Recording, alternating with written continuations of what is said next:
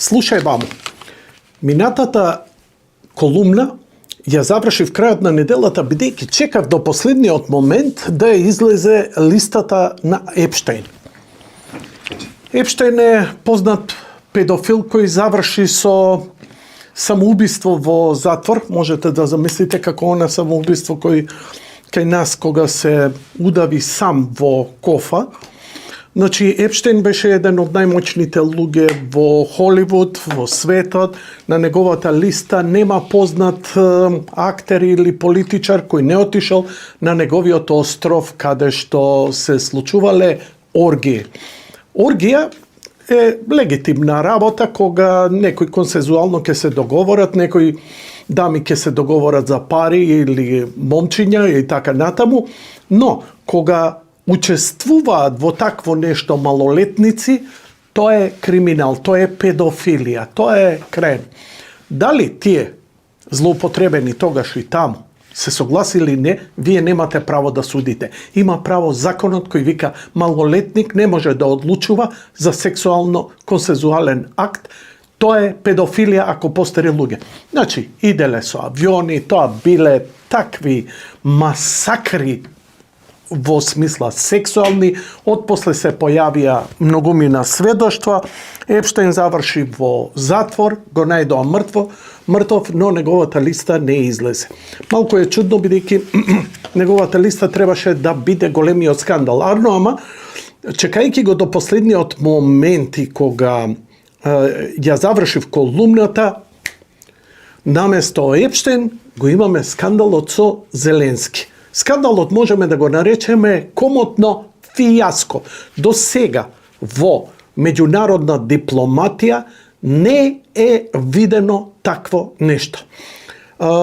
Дури Трамп надвор од своите, ајде да речам, бон тон политички манири се испонаша таму, но предпоставувам дека, предпоставувате, го слушавте сето тоа, постои, како снимка, беше испровоциран од тоа што се обидуваше, он мислеше дека, барем сега на површина, дека Зеленски, нормално, како дете на Соединетите Американски држави, кој е поддржувано и плаќано од него, едноставно ќе биде послушан, бидејќи му ги пресекуваат парите и Америка не сака веќе да ја финансира војната.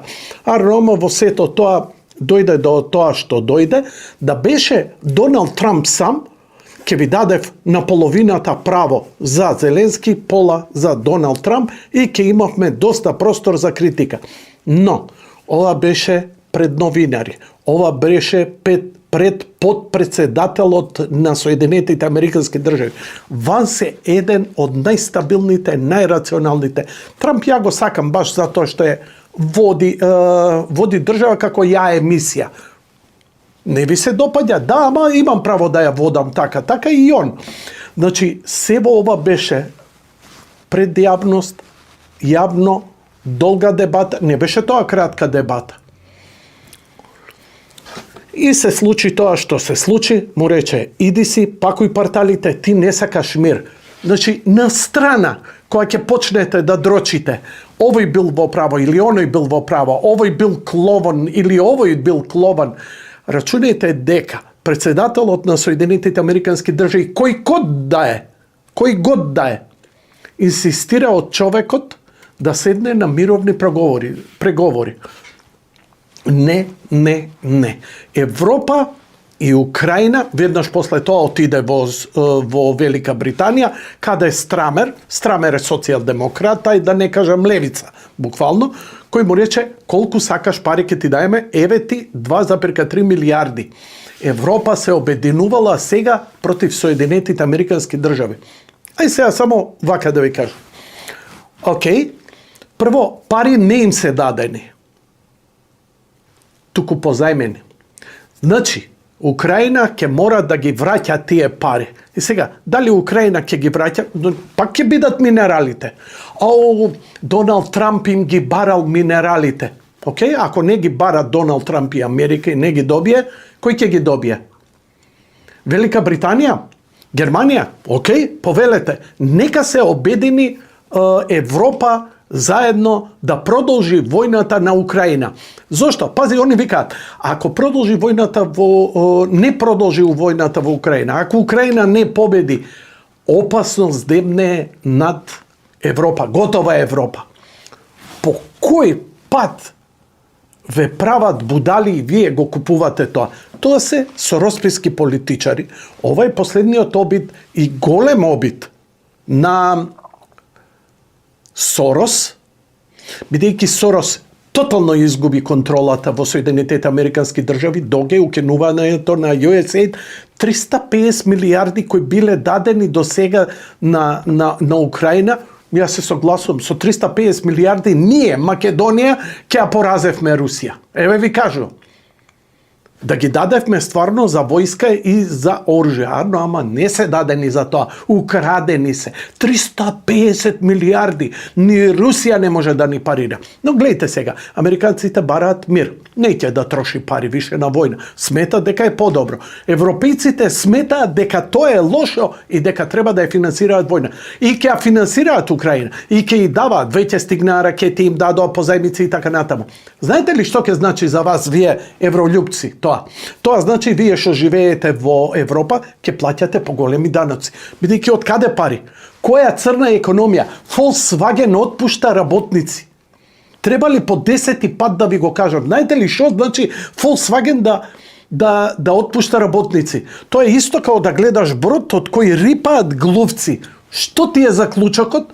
Добро му иде на бродот? Океј, нема проблем. Ви верувам, вие сте во право, Америка не чини. Кај сме ние? Која страна треба да ја запазиме? Историски, која земја се залагала, европска земја се залагала за Македонија? Која? Која fucking земја? Франција? Never. Секогаш било со Србија, секогаш било со Бугарија. Германија? Грција? Апсолутно. Италија? Албанија? Да набројувам ли натаму? Да набројувам ли натаму дека колку и да имаме критики спрема Соединетите Американски држави, и тоа имаме критики кога USAID заедно со Сорос финансираа шарени револуции и антимакедонска пропаганда за идентитет, за бришење и така натаму, било кој друг да ја завладее оваа земја, освен ние македонците, кажете ми, подобар пријател, поверен пријател и кој поише дал за Македонија. Не се. Ова е дебата, знам тоа вашено, тие се сатанисти, тие се вакви, а кои не се. Пазете, Русија и Кина се согласуваат со Америка и со администрацијата на Доналд Трамп да има мировни проговори, веќе беа во Саудиска Арабија, треба да се одржат и нова рунда, подготвителни, и дека треба да има мировни преговори и крај на војната. Европа вика, не. Дали сте нормални? Дали мислите дека Европа може да ја порази Русија со тоа што ќе ја набуцка Украина и ќе го кешира Зеленски? Еве, кажете ми, од една страна ќе ги имате Русија, Кина, Индија, Соединетите Американски држави, од друга страна ќе имате Европа. Европа која ќе фрла пари, која нема да добива помош од НАТО, за НАТО од Соединетите Американски држави, нити финансирање, бидејќи главното финансирање никогаш не беше Европа. Тоа беше чат-пат шминка. Рачунајте дека војниот буџет на Соединетите Американски држави изнесува преку 1000 милиарди годишно. Кажете ми, дали знаете колку е севкупниот буџет на сите држави, вклучително Кина, Индија, Бразил, Јапонија, Австралија, сите и така натаму, сите земји заедно.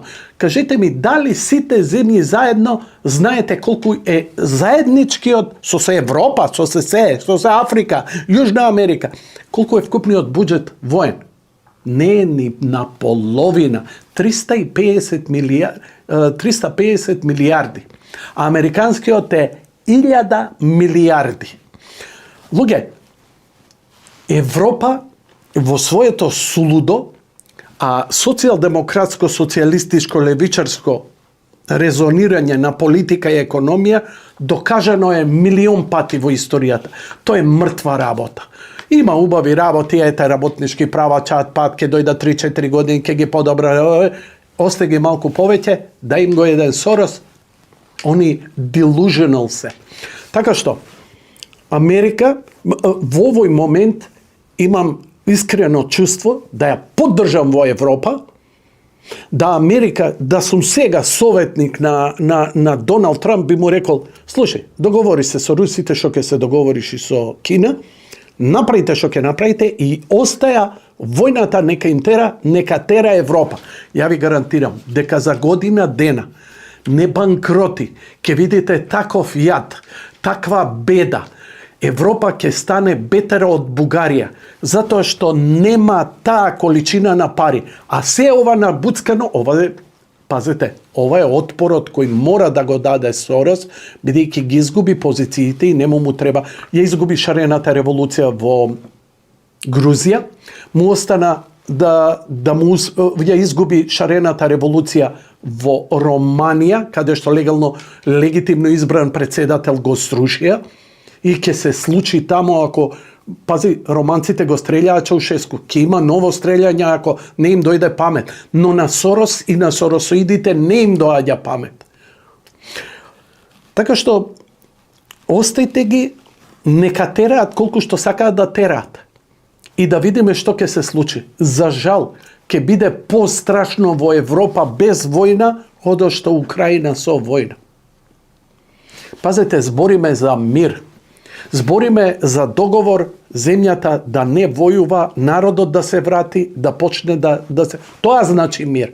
И ме убедувате дека ние, Македонија, водиме погрешна политика, зошто не сме на страната на Европа во овој конфликт.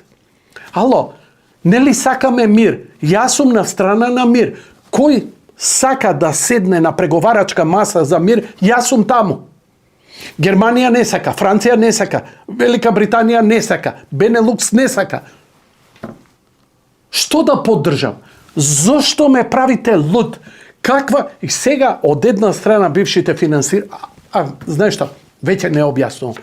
Терејте, гледајте. Иако сега се вади нова теза, и ова е добро за размислување, дека се во ова било исценирано.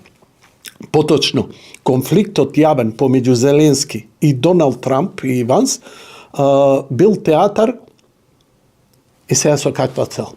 Тоа најверојатно ќе го елаборираме во наредната колумна. Многу брзо ќе ја правам. Пребрзо ми идат работиве, затоа повеќе кратки од што.